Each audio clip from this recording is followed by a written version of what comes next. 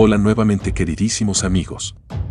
A propósito del debate en torno a la Ley de Reconstrucción Nacional impulsada por el gobierno de Kast, es que ayer en la tarde se vivió un tenso momento durante la sesión de la Comisión de Hacienda del Senado, donde diversos economistas fueron invitados a exponer sobre la reforma de reconstrucción del gobierno de Kast, contexto en el que la presentación de Schmidt-Hebel dio paso a un intercambio con distintas senadoras. Asimismo, durante su exposición, el economista sostuvo que el país enfrentaba una situación económica delicada, atribuyendo parte de ese escenario al incumplimiento sistemático de la ley de equilibrio fiscal por parte del gobierno anterior. Y agregó que apoyaba en un 99% la reforma porque consideraba urgente impulsar medidas orientadas al crecimiento. Sin embargo, tras esa presentación, la senadora Vodanovic tomó la palabra para preguntarle si existía algún país que ya hubiese implementado medidas similares a las que proponía Chile, ante lo que Schmidt-Hebel respondió que tal caso no existía y que aquello no constituía un argumento para rechazar la iniciativa. Por último, el momento más duro se produjo cuando la senadora Sicardini lo emplazó a reconocer que el crecimiento no depende únicamente de una baja de impuestos, ante lo que el economista respondió que evidentemente no, agregando que un país más seguro y con menos delincuencia podría incluso tener un impacto mayor sobre el crecimiento que cualquier reforma. Los últimos 4 años fueron años que yo los veo por la lupa del IMASEC desestacionalizado mensual, que es el mejor índice de cómo va la velocidad de crecimiento de economía en tiempo real, de un mes respecto al mes precedente, sacando los efectos estacionales. ¿Y qué es lo que muestra esto? Que entre noviembre de 2021, el nivel PIC, el nivel más alto del IMASEC, hasta junio de 2024, la economía chilena no creció. Durante esos 3 años y medio, crecimiento cero. Y por tanto, en ese contexto, es absolutamente imprescindible una reforma amplia que permite retomar el crecimiento, aumentando el empleo formal, la inversión, los sueldos, a través de 3 componentes complementarios que tiene esta reforma. Número 1, reestructurar algo el gasto público. Algo, tiene un componente de varias medidas distintas, algunas pequeñitas, otras pequeñas, ¿no es cierto?, de reestructuración del gasto público, de reforma a la permisología, y de cambios tributarios transitorios y también permanentes. Y hablando de incertidumbre, el problema de Chile por el lado fiscal hoy día es la enorme herencia de incertidumbre de una administración que le ha heredado al país un déficit estructural y efectivo altísimo para este año 2026 y que durante 3 años y medio, en forma reiterada, ha incumplido sus metas fiscales y por tanto ha sembrado incertidumbre en forma completamente sin precedentes desde que Chile volvió a la democracia el año 1990. Ningún país, ningún gobierno ha hecho eso. Cuando se producían desviaciones de las metas, tomaban medidas correctivas de verdad, correcciones que permitían cumplir las metas fiscales aunque fuesen correcciones dolorosas, reducciones de gasto, a veces también aumentos de impuestos, coyunturales, ¿no es cierto?, transitorios, para hacer frente al incumplimiento. El gobierno anterior sembró incertidumbre y riesgo al tener incumplimientos sistemáticos, reiterados y de montos muy elevados, como se refleja en la lámina 6 del Consejo Fiscal Asesor, ¿no es cierto?, en los últimos 4 años, incluyendo buena parte de este. Y finalmente yo creo que es una muy mala idea la que propuso el ministro que fue responsable, buena parte de lo anterior, que es el señor Mario Marcel, que propone compensar la disminución del impuesto corporativo con un aumento a tasa de los dueños de empresas. Es exactamente lo contrario lo que está implementando doña Mette Frederiksen, que es la primera ministra socialdemócrata que encabeza una coalición de centro-izquierda, que dijo, mire, nosotros tenemos que enfrentar la competencia tributaria de nuestros socios de la Unión Europea, que tienen tasas más bajas, y con el resto del mundo también tenemos un problema de baja inversión y de baja productividad, y por tanto vamos a reducir el impuesto corporativo del 22%, no el 27%, del 22% actual a un 19% en 3 años. Y además vamos a reducir las tasas de impuesto excesivamente altos de algunas de las personas que ganan los mayores ingresos en nuestro país, Dinamarca. Gobierno socialdemócrata de centro izquierda, pero que reconoce que esta es la única forma para reactivar la inversión en dicho país. ¿Hay alguna evidencia empírica que respalde lo que usted señala? Porque la verdad es que las magnitudes son bastante diferentes. Y si este crecimiento no se materializa, porque todo esto es el supuesto que esto resulte, si no resulta, ¿qué medidas podrían revertirse, corregirse?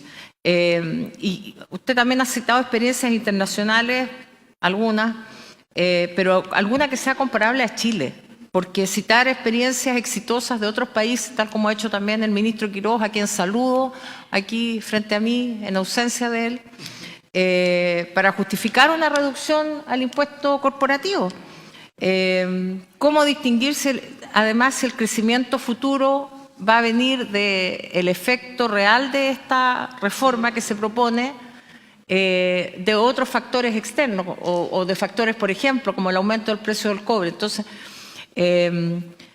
creo que acá además hay diagnósticos muy distintos y insisto también preguntándole si para usted es importante que tengamos un diagnóstico común, que podamos avanzar en esto que nos propone el Consejo Fiscal Autónomo de acercar entre Ejecutivo y Legislativo las propuestas para que finalmente tengamos realmente un proyecto y una ley que cumpla con los objetivos que se propone. Sí, claro, ojalá tuviese un país idéntico, senadora, a Chile, que haga las cosas antes que Chile y nos sirviese como laboratorio. No existe, lamentablemente. Pero respecto de decir que, mire, mirar los países desarrollados y en desarrollo, como en forma conjunta, como yo hice en los dos estudios internacionales que cité y que publiqué un artículo en el año 2018, eso no es más inválido que tomar solamente una muestra más pequeñita de países en desarrollo latinoamericanos. No, la inferencia hay que hacerla con un conjunto grande y heterogéneo de países y a partir de eso decir, mire, si es razonable los parámetros de los efectos sobre el crecimiento de una reforma tributaria. Mire, ojalá fuésemos socialdemócratas de centro izquierda nosotros en Chile y imitásemos a Dinamarca bajándolo al 19%. Pero bueno, no hacemos eso. También eso tendría un impacto fiscal mayor y habría que ver cómo financiarlo, eso por supuesto. Y por eso yo creo que esta reforma de 4 puntos es significativa, está súper bien justificada. Y si es que hubiese espacio fiscal, que creo que no necesariamente existe, la bajaría un poquito más todavía, quizás hacia el 20%, hacia el 21% y no al 23%. Entonces yo le quería preguntar a el señor Klaus, en la última pregunta que hago, si no cree que hay distintos factores que en su conjunto pueden, ¿no es cierto?, generar escenarios de crecimiento óptimos, pero creo que es bueno reconocer que no es solo la baja del impuesto corporativo el problema, que no es solo el problema de la permisología, sino que a mí me gustaría escuchar también que reconozcamos que hemos tenido problemas con las exportaciones, que hemos tenido problemas, ¿no es cierto?, con la producción, que han existido ciclos mineros que también han generado un impacto, porque si no somos capaces de reconocer aquello, yo creo que estamos faltando a la verdad. Comentario final, don Klaus. Encantadísimo. Y por supuesto que el crecimiento es un fenómeno multifactorial. Yo tengo por lo menos 5 o 8 papers publicados sobre la estimación y luego descomposición del crecimiento en bases mundiales de 100 países. En los años 90 lo hizo eso, en el año 2000 le puedo enviar las referencias concretas, en los cuales, por supuesto, que los impuestos corporativos o toda la carga tributaria es un factor entre una docena o 2 docenas de factores que son estadísticamente significativos para explicar el crecimiento en Chile y en la Quebrada del Ají, en cualquier región de Chile, en todo el mundo. Y una segunda observación. No hemos hablado acá porque no corresponde, porque este es un proyecto de ley de reformas varias, no corresponde mencionarlo, pero hay que mencionarlo. Y senador, le agradezco mucho de que usted me pregunte por otras cargas que hay en Chile. El mayor impuesto que pagamos en Chile, y lo pagamos los 19 o 20 millones de residentes extranjeros y de chilenos nacidos en Chile.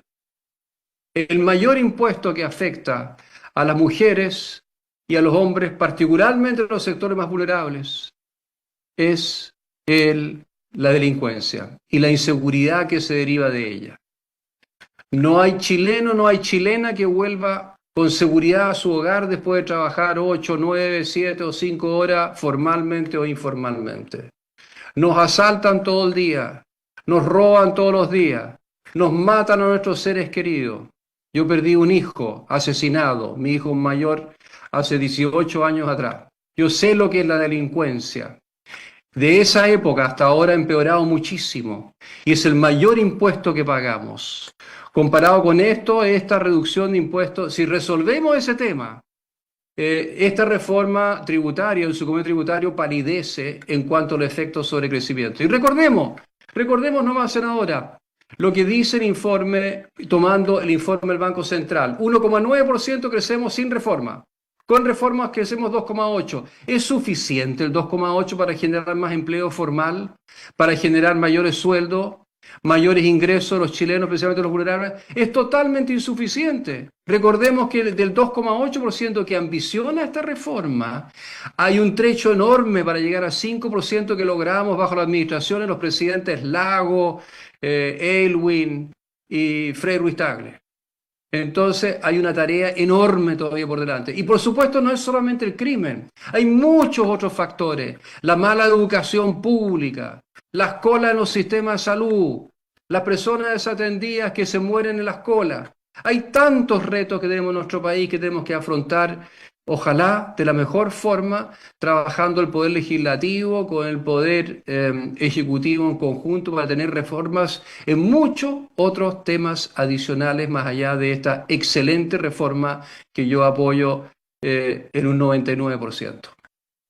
Tal como se puede apreciar en el registro, es claro observar cómo los economistas más prestigiosos del país coinciden en que el gobierno de Gabriel Boric provocó un verdadero descalabro en materia económica, debido a los reiterados incumplimientos de las metas fiscales, cuya responsabilidad recaía principalmente en Mario Marcel y Nicolás Grau como principales encargados de la conducción económica. Asimismo, resulta evidente que existe un amplio consenso entre economistas de gran reconocimiento respecto de la necesidad urgente de disminuir las tasas corporativas, puesto que éstas alcanzaron niveles excesivamente altos y terminaron ubicándose por sobre las existentes en varios países desarrollados con los que Chile compite por inversión. Sin embargo, la discusión presentada en la Comisión de Hacienda dejó en evidencia que los problemas no se limitan únicamente a la carga tributaria, sino también al manejo fiscal heredado, cuestión que explica por qué tantos especialistas han descrito con preocupación el escenario económico dejado por la administración anterior. Por lo tanto, la exposición simplemente confirmó las sospechas de muchos, y es que José Antonio Kast se encuentra intentando corregir el descalabro fiscal y económico provocado por la gestión de Boric, impulsando medidas orientadas a recuperar crecimiento, inversión y estabilidad en las cuentas públicas. Espero que el video les haya gustado. No olviden dejar sus likes y comentarios para llegar a una mayor cantidad de personas. Un abrazo a todos y nos vemos en el próximo video.